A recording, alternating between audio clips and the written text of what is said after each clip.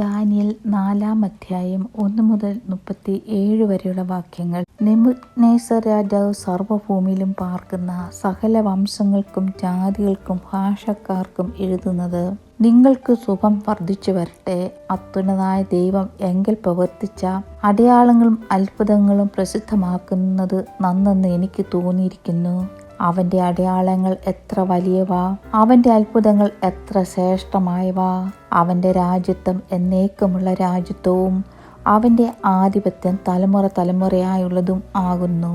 Nebuchadnezzar എന്ന ഞാൻ എൻ്റെ അരമനയിൽ സ്വൈര്യമായും എൻ്റെ രാജധാനിയിൽ സുഖമായും വസിച്ചിരിക്കുമ്പോൾ ഒരു സ്വപ്നം കണ്ടു. അത് നിമിത്തം ഭയപ്പെട്ടു. കിടക്കയിൽ വെച്ച് എനിക്കുണ്ടായ നിരൂപണങ്ങളാലും ദർശനങ്ങളാലും വ്യാകുലപ്പെട്ടു. സ്വപ്നത്തിന്റെ അർത്ഥം അറിയിക്കേണ്ടതിന് ബാബേലിലെ സകല വിദ്വാൻമാരെയും എൻ്റെ മുമ്പിൽ കൊണ്ടുവരാൻ ഞാൻ കൽപ്പിച്ചു. അങ്ങനെ മന്ത്രവാദികളും ആഭിചാരകന്മാരും കൽദരും ശകുനവാദികളും അകത്തു വന്നു. ഞാൻ സ്വപ്നം അവരോട് വിവരിച്ചു പറഞ്ഞു. അവർ അർത്ഥമറിയിച്ചില്ലതാനും. ഒടുവിൽ എൻ്റെ ദേവന്റെ നാമധേയപ്രകാരം ബേൽത്സർ എന്ന പേരുള്ളവനും വിശുദ്ധ ദേവന്മാരുടെ ആത്മാവുള്ളവനുമായ ദാനിയേൽ എൻ്റെ മുമ്പിൽ വന്നു. അവനോട് ഞാൻ സ്വപ്നം വിവരിച്ചതെന്തെന്നാൽ: മന്ത്രവാദി ശ്രേഷ്ഠനായ ബേൽത്സരെ, വിശുദ്ധ ദേവന്മാരുടെ ആത്മാവ് നിന്നിലുണ്ടെന്ന രഹസ്യവും നിനക്ക് വിഷമമല്ലെന്നും ഞാൻ അറിയുന്നതുകൊണ്ട് ഞാൻ കണ്ട സ്വപ്നത്തിന്റെ താല്പര്യവും അർത്ഥവും പറക. കിടക്കയിൽ വെച്ച് എനിക്കുണ്ടായ ദർശനമാവിത്: ഭൂമിയുടെ നടുവിൽ ഞാനൊരു വൃക്ഷം കണ്ടു. അത് ഏറ്റവും ഉയരമുള്ളതായിരുന്നു. ആ വൃക്ഷം വളർന്നു ബലപ്പെട്ടു. അത് ആകാശത്തോളം ഉയരമുള്ളതും സർവ്വഭൂമിയുടെയും അറ്റത്തോളം കാണാകുന്നതും ആയിരുന്നു. അതിൻ്റെ ഇല ഭംഗിയുള്ളതും ഫലം അനവധിയും ആയിരുന്നു. എല്ലാവർക്കും അതിൽ ആഹാരമുണ്ടായിരുന്നു.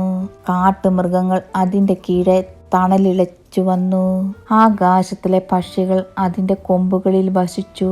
സകല ജഡവും അതുകൊണ്ട് ഉപജീവനം കഴിച്ചു പോന്നു. കിടക്കയിൽ വെച്ച് എനിക്കുണ്ടായ ദർശനത്തിൽ ഒരു ദൂതൻ, ഒരു പരിശുദ്ധൻ തന്നെ, സ്വർഗത്തിൽ നിറങ്ങി വരുന്നത് ഞാൻ കണ്ടു. അവൻ ഉച്ചത്തിൽ വിളിച്ചു പറഞ്ഞത്: വൃക്ഷം വെട്ടിയിട്ടു, അതിന്റെ കൊമ്പ് മുറിച്ചു, ഇല കുടഞ്ഞു, കായ് ചിതറിച്ചു കളയുവിൻ. അതിന്റെ കീഴിൽ നിന്ന് മൃഗങ്ങളും കൊമ്പുകളിൽ നിന്ന് പക്ഷികളും പൊയ്ക്കൊള്ളട്ടെ. അതിന്റെ തായ്വേരോ വയലിലെ ഇളമ്പുല്ലിൽ ഇരുമ്പും താമ്രം കൊണ്ടുള്ള ബന്ധനത്തോടെ ഭൂമിയിൽ വെച്ചേക്കുവിൻ. അവൻ ആകാശത്തിലെ മഞ്ഞുകൊണ്ട് നനയട്ടെ. അവന് മൃഗങ്ങളുടെ കൂടെ നിലത്ത് പുല്ല് ഉപജീവനമായിരിക്കട്ടെ. അവന്റെ മാനുഷ സ്വഭാവം മാറി മൃഗസ്വഭാവമായി തീരട്ടെ. അങ്ങനെ അവന് 7 കാലം കഴിയട്ടെ. അത്യുന്നതനായവൻ മനുഷ്യരുടെ രാജ്യത്വത്തിന്മേൽ വാഴുകയും അതിനെ തനിക്ക് ബോധിച്ചവന് കൊടുക്കുകയും മനുഷ്യരിൽ അധമനായവനെ അതിന്മേൽ വാഴിക്കുകയും ചെയ്യുന്നു എന്ന് ജീവനോടിരിക്കുന്നവർ അറിയേണ്ടതിനും ഈ വിധി ദൂതന്മാരുടെ നിർണയവും കാര്യം വിശുദ്ധന്മാരുടെ കൽപ്പനയും ആകുന്നു. നെബൂഖദ്നേസർ രാജാവായ ഞാൻ ഈ സ്വപ്നം കണ്ടു. എന്നാൽ ബേൽത്സരെ, എൻ്റെ രാജ്യത്തിലെ വിദ്വാൻമാർക്കും ആർക്കും അതിൻ്റെ അർത്ഥം അറിയിപ്പാൻ കഴിയായക കൊണ്ട് നീ അതിൻ്റെ അർത്ഥം അറിയിച്ചു തരണം. വിശുദ്ധ ദേവന്മാരുടെ ആത്മാവ് നിന്നിലുള്ളതുകൊണ്ട് നീ അതിന് പ്രാപ്തനാകുന്നു. അപ്പോൾ ബേൽത്സർ എന്ന് പേരുള്ള ദാനിയേൽ കുറെ നേരത്തേക്ക് സ്തംഭിച്ചിരുന്നു. അവൻ വിചാരങ്ങളാൽ പരവശനായി. രാജാവ് അവനോട്: ബേൽത്സരെ, സ്വപ്നവും അതിൻ്റെ അർത്ഥവും നിമിത്തം നീ പരവശനാകരുത് എന്ന് കൽപ്പിച്ചു. ബേൽത്സർ ഉത്തരം പറഞ്ഞത്: യജമാനെ, സ്വപ്നം തിരുമനസ്സിലെ ശത്രുക്കൾക്കും അതിന്റെ അർത്ഥം തിരുമനസ്സിലെ വൈരികൾക്കും ഭവിക്കട്ടെ. വളർന്നു ബലപ്പെട്ടതും ആകാശത്തോളം ഉയരമുള്ളതും ഭൂമിയിൽ എല്ലായിടത്തു നിന്നും കാണാകുന്നതും ഭംഗിയുള്ള ഇലയും അനവധി ഫലവും എല്ലാവർക്കും ആഹാരവും ഉള്ളതും കീഴെ കാട്ടുമൃഗങ്ങൾ വസിച്ചതും കൊമ്പുകളിൽ ആകാശത്തിലെ പക്ഷികൾക്ക് പാർപ്പിടം ഉണ്ടായിരുന്നതുമായി കണ്ട വൃക്ഷം. രാജാവേ, വർദ്ധിച്ചു ബലവാനായി തീർന്നിരിക്കുന്ന തിരുമേൻ തന്നെ. തിരുമനസ്സിലെ മഹത്വം വർദ്ധിച്ച് ആകാശം വരെയും ആധിപത്യം ഭൂമിയുടെ അറുതി വരെയും എത്തിയിരിക്കുന്നു. ഒരു ദൂതൻ, ഒരു പരിശുദ്ധൻ തന്നെ സ്വർഗത്തിൽ നിന്നിറങ്ങി വന്നു.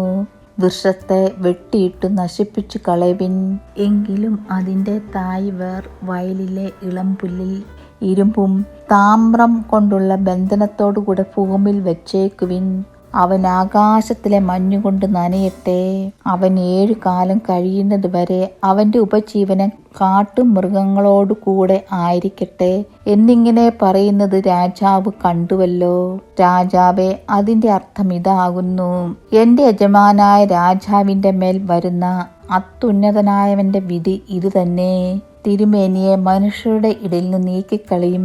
തിരുമനസ്സിലെ വാസം കാട്ടുമൃഗങ്ങളുടെ കൂടെയാകും. തിരുമേനിയെ കാളെ പോലെ പുല്ല് തീറ്റും. തിരുമേനി ആകാശത്തിലെ മഞ്ഞുകൊണ്ട് നനയും.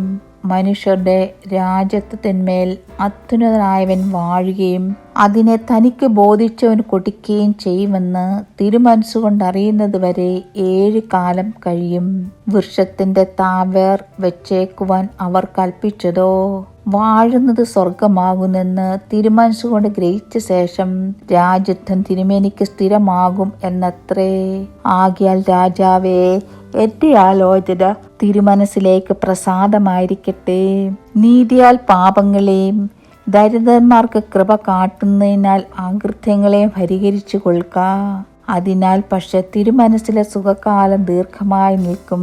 ഇതെല്ലാം നെബൂഖദ്നേസർ രാജാവിന് വന്നു ഭവിച്ചു. 12 മാസം കഴിഞ്ഞിട്ട് അവൻ ബാബേലിലെ രാജമന്ദിരത്തിന്മേൽ ഉലാവിക്കൊണ്ടിരുന്നു. ഇത് ഞാൻ എൻ്റെ ധനമാഹാത്മ്യത്താൽ എൻ്റെ പ്രതാപ മഹത്വത്തിനായിട്ട് രാജധാനിയായി പണിത മഹതിയാം ബാബേലല്ലയോ എന്ന് രാജാവ് പറഞ്ഞു തുടങ്ങി. ഈ വാക്ക് രാജാവിന്റെ വാലിരിക്കുമ്പോൾ തന്നെ സ്വർഗത്തിന്നു ശബ്ദമുണ്ടായതെന്നാൽ, നെബൂഖദ്നേസർ രാജാവേ, നിന്നോടിത് കൽപ്പിക്കുന്നു: രാജ്യത്ത് നിന്നെ വിട്ട് നീങ്ങിയിരിക്കുന്നു. നിന്നെ മനുഷ്യരുടെ ഇടയിൽ നിന്ന് നീക്കിക്കളയും.